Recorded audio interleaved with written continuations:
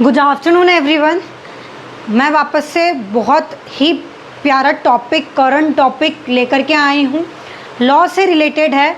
आप लोगों को बोर्ड पे दिख रहा होगा इंडियन मेडिकल काउंसिल रेगुलेशन 2002। तो आप सोच रहे होंगे कि ये क्या लॉ से रिलेटेड है, बट हम आपको बता दें कि हमारा चैनल लॉ के साथ साथ में उससे रिलेटेड आर्टिकल्स और उससे रिलेटेड बहुत सारी करंट की चीज़ें जिसे हम लॉ से कनेक्ट कर सकते हैं, जो कि आपको आर्टिकल राइटिंग में हेल्पफुल रहे, वो डिस्कस करते हैं। तो ये जो टॉपिक है हमारा, ये भी आपको आर्टिकल राइटिंग में बहुत ज़्यादा इम्पॉर्टेंट रहेगा, बहुत ज़्यादा हेल्पफुल रहेगा।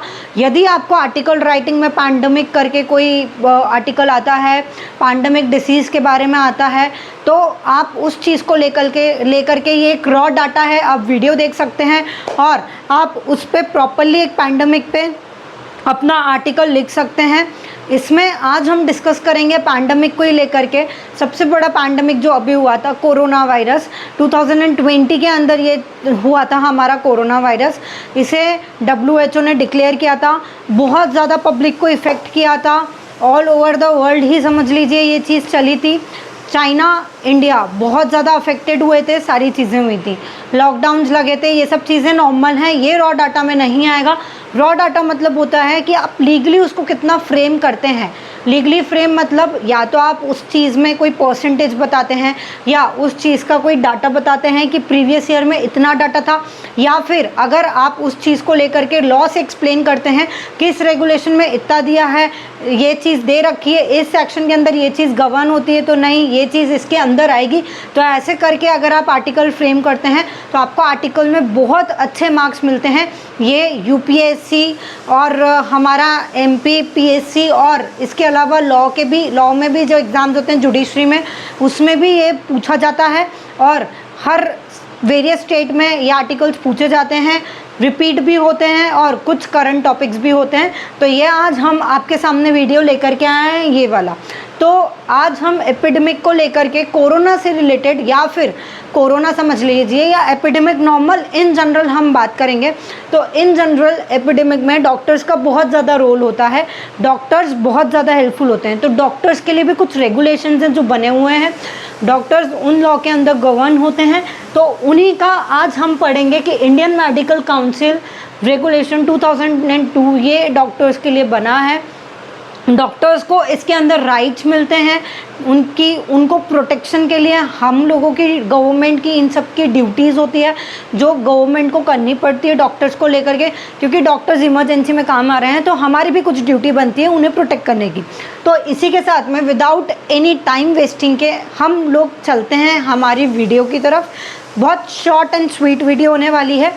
इसके आगे इसका लॉ से और किन किन सेक्शन से रिलेटेड है हम नेक्स्ट वीडियो में देखेंगे। इस वीडियो में हम कुछ चीज़ एक्सप्लेन करेंगे, नेक्स्ट वीडियो में कुछ चीज़ एक्सप्लेन करेंगे, क्योंकि हमें बनानी है video short and sweet and simple.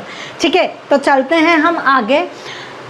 Section 2(1) इस रेगुलेशन का बोलता है कि आप डॉक्टर जो है वो कोई रीज़न नहीं देंगे, उन्हें ट्रीट करना ही पड़ेगा। अगर वो ट्रीट कर रहे हैं तो उनके लिए कोई एक्सक्यूज़ नहीं होगा, भले बारिश हो, तूफ़ान हो, आंधी हो, बट डॉक्टर को इसके अंदर ये ड्यूटी है कि आप कोई भी रीज़न नहीं देंगे, आपको ट्रीट करना पड़ेगा।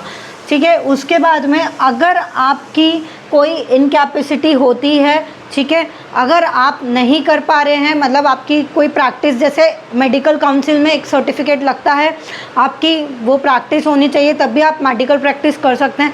तो अगर आपकी ऐसी कोई प्रैक्टिस नहीं है तो आपको स्ट्रिक्टली मना कर दिया जाएगा कि नहीं, आप अपनी मेडिकल प्रैक्टिस कंटिन्यू नहीं करेंगे, या तो आप किसी चीज़ का लॉ का वायलेशन करते हैं, कुछ चीज़ें करते हैं, तो आपको स्ट्रिक्टली रोक दिया जाता है इस रेगुलेशन के अंदर।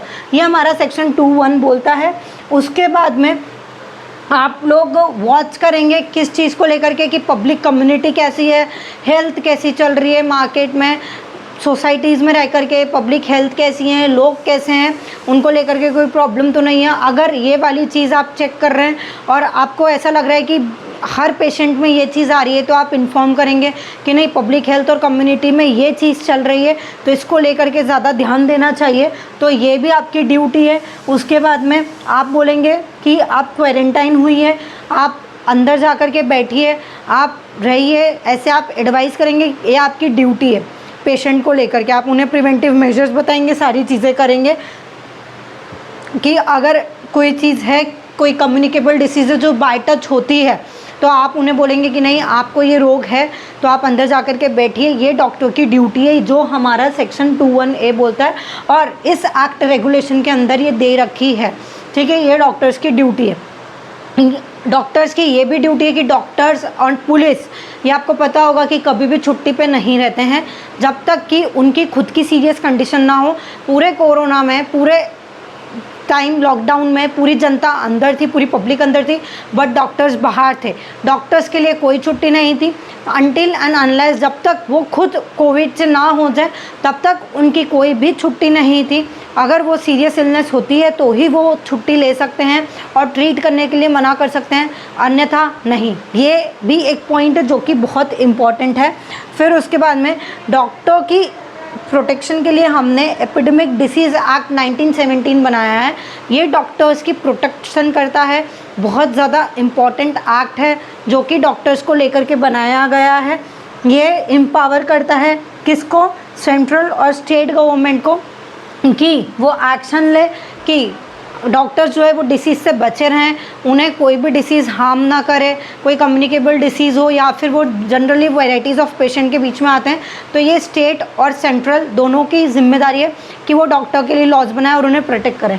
ये हमारा दे रखा है किसके अंदर, तो ये एपिडेमिक डिसीज़ एक्ट के अंदर प्रोटेक्शन दे रखा है और ये गवर्नमेंट को ड्यूटी दे रखी है।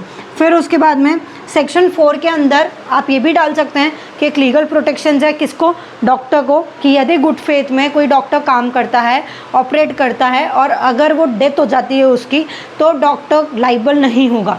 ये शायद अगर आपने लॉ पढ़ा होगा तो ये आईपीसी के अंदर भी पढ़ा है। हम जब आईपीसी के लॉज डिस्कस करेंगे तो उसमें ये चीज़ डिस्कस करेंगे कि ये कहाँ दे रखा है। तो ये आईपीसी में भी दे रखा है, बहुत सारे लोगों को ये नहीं पता होगा, बट ये एपिडेमिक डिसीज़ एक्ट में भी दे के रखा है, ठीक है। तो ये भी आप कर सकते हैं। ये एपिडेमिक डिसीज़ एक्ट 1917 के अंदर दे के रखा है सेक्शन 4। और उसके बाद में आपको अगर सामने वाले पेशेंट की डेथ हो जाती है तो डॉक्टर्स के अगेंस्ट इम्यूनिटी नहीं, मतलब उन्हें इम्यूनिटी मिलती है कि उनके अगेंस्ट में कोई भी लीगल एक्शन नहीं लिया जाएगा, कोई कोर्ट प्रोसीडिंग्स नहीं हो गई, उन्हें ये प्रोटेक्शन है। यदि अगर ये लॉ नहीं होता उनके लिए तो डॉक्टर्स को प्रोटेक्शन नहीं मिलती। इसीलिए ये 2 लॉज आज हमने डिस्कस करे हैं इस वीडियो के अंदर, जिसके अंदर ये बहुत इंपॉर्टेंट लॉज हैं। अगर एपिडेमिक का कोई आर्टिकल आता है तो आप ये दोनों लॉज में डॉक्टर्स की ड्यूटीज़ और राइट्स उनके बता सकते हैं। और उसके बाद में ये एक डाटा है, इसकी नेक्स्ट वीडियो में हम इसे कंटिन्यू करेंगे कि और कौन से लॉज हैं और कौन से एक्ट्स हैं जिसके अंदर डॉक्टर्स को लेकर के चीज़ें दे रखी हैं और उनके बारे में एक्सप्लेन कर सकती हैं। इसी के साथ में आप हमारे चैनल को सब्सक्राइब करें, हम ऐसे ही बहुत सारी चीज़ें आपको बताते रहेंगे जो आपके लिए बहुत हेल्पफुल रहेगी। Thank you so much.